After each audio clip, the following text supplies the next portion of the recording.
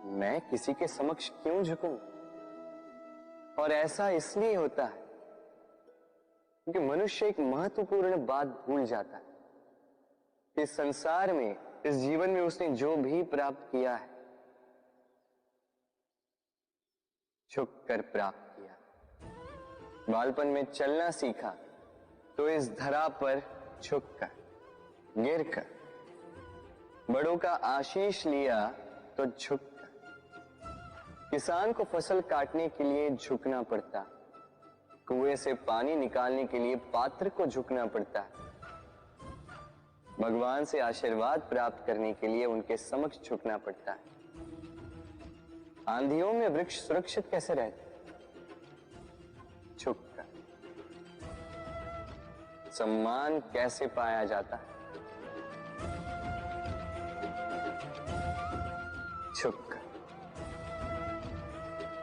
किसी के समक्ष झुकने का अर्थ स्वयं का आत्मसम्मान खो देना नहीं, उसका अर्थ होता है विनम्रता।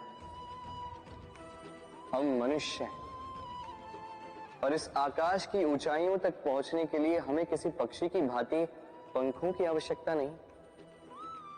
बस जितना झुकेंगे उतना ही ऊपर उठेंगे।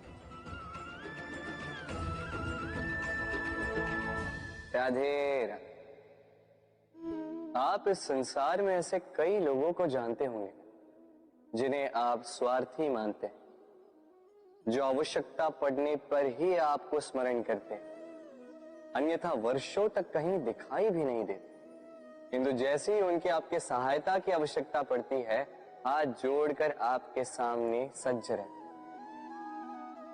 बड़ा क्रोध आता है ना इनको, मन खिन्न हो जाता, मन से ये स्वर निकलता है कि इस व्यक्ति की सहायता न कर। किंतु ऐसा कभी मत कीजिए। आप सोचेंगे क्यों कह रहा हूं मैं ऐसा? स्मरण रखिएगा, दीपक का स्मरण व्यक्ति केवल तभी करता है जब अंधकार गहरा हो जाता है। उसे स्वार्थी मानकर स्वयं व्याकुल ना हो, स्वयं को दीपक मानकर आनंदित होइए।